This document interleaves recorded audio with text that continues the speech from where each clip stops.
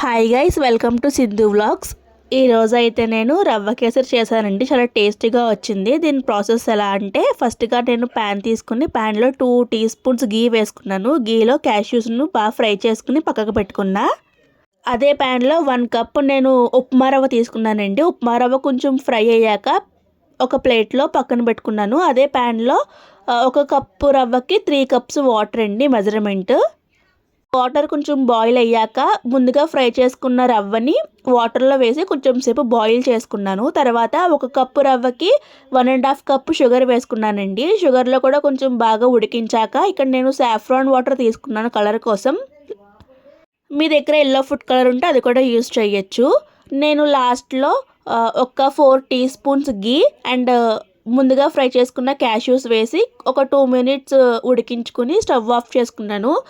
రవ్వ కేసరి అయితే చాలా టేస్టీగా వచ్చిందండి. ఇక్కడ మా అమ్మమ్మ గారు తిని రివ్యూ చెప్తారు, వినండి. రవ్వ కేసరి అండి మా మనవరాలు చేసిందండి సింధు. చాలా బాగుందండి.